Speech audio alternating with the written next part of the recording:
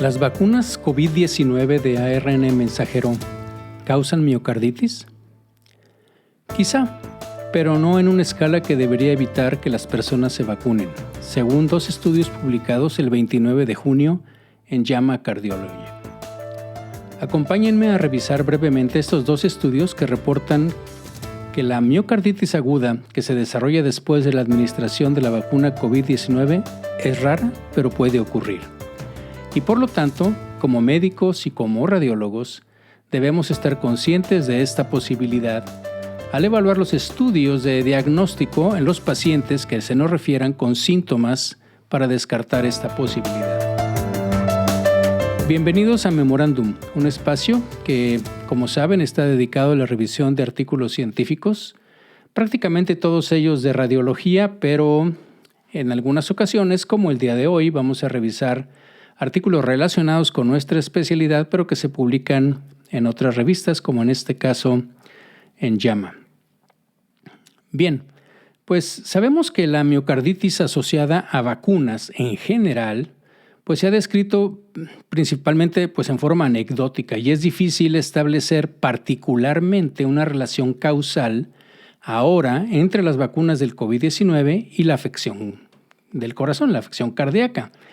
Y bueno, como les comentaba, según dos estudios publicados el martes pasado en JAMA, de hecho están en línea y ahorita que estaba checando antes de revisar este artículo otra vez, ya hay un reporte de casos más, entonces ya hay 3 reportes dentro de la misma revista, de la misma página, donde describen que la miocarditis aguda puede aparecer en personas previamente sanas que no tenían una afección previa por COVID-19. Y bueno, déjenme platicarles. En el primer estudio fue uno que se realizó en el Centro de Resonancia Magnética Cardiovascular de Duke, en Durham, en Carolina del Norte, y describen 7 pacientes que se sometieron a resonancia magnética cardíaca y fueron diagnosticados con miocarditis. De estas 4 personas habían recibido recientemente una vacuna de ARNM, o sea, de ARN mensajero, de COVID-19.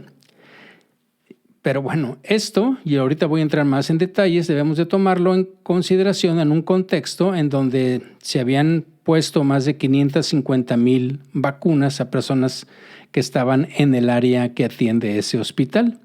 El segundo estudio que viene ahí, los voy a resumir los dos, bueno, porque prácticamente, son extensos, pero la idea es comunicar los hallazgos en una forma un poco sucinta en esta ocasión. Pues en este segundo estudio los investigadores identificaron a 23 pacientes, este es un estudio de militares, que desarrollaron miocarditis después de recibir una vacuna de ARNM mensajero, pero nuevamente esto fue después de una aplicación de 2.8 millones de dosis que se administraron durante el periodo del estudio. Entonces vamos a ver esto con un poco más de detalle. La cohorte del primer estudio consistió, como les decía, en 7 pacientes, 7 individuos diagnosticados con miocarditis aguda por resonancia magnética cardiovascular entre febrero y abril de este año, del 2021. De los 7, 4 desarrollaron síntomas dentro de los 5 días de haber recibido una vacuna de ARNM para el COVID-19. Los 4 habían recibido las 2 dosis, ¿ok? 2 pacientes tenían Moderna y 2 pacientes les habían aplicado Pfizer, así que está igualito en este aspecto a las 2. De los 4, 3 eran hombres entre 23 y 36 años y había una mujer de 70 años y todos acudieron al hospital con dolor torácico severo y con evidencia de biomarcadores de lesión miocárdica. Todos los pacientes tenían niveles elevados de troponina cardíaca, así como también resultados anormales del electrocardiograma. Y bueno, la parte que nos interesa es que sus imágenes de resonancia magnética cardíaca mostraron hallazgos compatibles con miocarditis, es decir, tenían anomalías regionales del movimiento de la pared, tenían un realce tardío de gadolinio en un patrón que era no isquémico. Acuérdense que el patrón isquémico es el que está muy bien restringido linealmente, vamos a decir así, como por el sector o la región que se está irrigando por alguna de las 3 principales arterias, y además va de la región subendocárdica hacia el epicardio. Este es un patrón isquémico y estos eran patrones no isquémicos, es decir, estas alteraciones en el realce tardío de gadolinio era en parches, estaba en la porción central o en la porción epicárdica. Y bueno, además también en las imágenes de T1 y T2 se vio que tenía prolongación tanto del T1 como del T2, o sea, es decir, había edema en la pared del miocardio. Y bueno, aunque no se puede establecer definitivamente una relación causal entre la vacuna del COVID-19 y la miocarditis aguda en estos pacientes, no parecía haber otra razón para la lesión.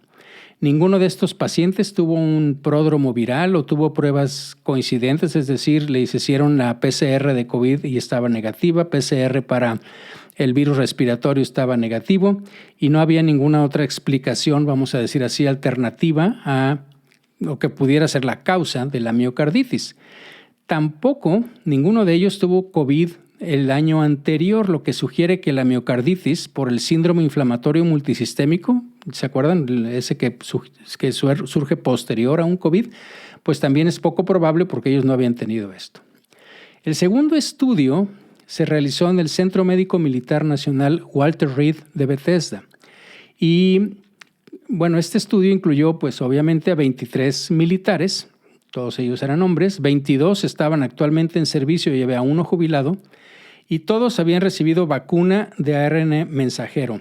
Aquí no detallan cuáles habían recibido Pfizer y cuáles Moderna, porque en todos estos que les digo que fue porque es el centro de referencia donde se mandaron todos los pacientes y ellos dicen que después de la aplicación de 2.8 millones de dosis, claro, no todas esas dosis, después viene parte en el artículo, si es básicamente como de todos esos, hay como 500 y tantos mil que eran realmente militares, los demás era personal que no eran soldados activos. Y bueno, todos estos pacientes, los que les digo, los 23, pues desarrollaron síntomas de miocarditis después de la segunda dosis. O sea, todos los casos fueron después de la segunda dosis. Y bueno, en este artículo, como en el anterior, o sea, todos los pacientes se recuperaron prácticamente después de 3 o 4 días, según en general, de los dos, después de que fueron internados. Ahora, fíjense que además, debido a la importancia de esto, existe un editorial adjunto que está dirigido por el doctor David Shai. Recuerdan que él es como el vocero, el del equipo de respuesta de COVID-19 del CDC, del Centro para el Control y Prevención de las Enfermedades en Estados Unidos. Y estuvo de acuerdo él en que los resultados de esos estudios sí mostraron una relación que merecen atención. De hecho, voy a tratar de citar textualmente lo que viene en el editorial, bueno, un fragmento de esto, y dice así, entre comillas, las sorprendentes similitudes clínicas en la presentación de estos pacientes, su reciente vacunación con la vacuna COVID-19 basada en ARNM y la falta de etiologías alternativas para la miocarditis aguda sugieren una asociación con la inmunización. Y digamos que cierro las comillas, ¿ok? Pero bueno, dado que se necesita más trabajo para comprender esto completamente, también viene así, pues, descrito en el editorial, en los artículos, pues el CDC dijo que quedan obviamente muchas preguntas, ¿no? Por ejemplo, si es necesario modificar el calendario de vacunación para los pacientes que tienen antecedentes confirmados de miocarditis o de cómo deben de manejarse estos casos, qué tipo de imágenes de seguimiento serían los apropiados. Y bueno, hay muchas otras preguntas que se hacen ahí y la idea hoy es básicamente comunicar esto en una forma breve y debido a lo que se está manejando y lo que está pasando ahorita por pacientes jóvenes, pacientes que deben de vacunarse. Acuérdense que aquí prácticamente los pacientes del servicio militar pues eran pacientes que el promedio de edad era de 25 años. ¿Ok? Entonces tenemos que conceptualizar esto, ¿no?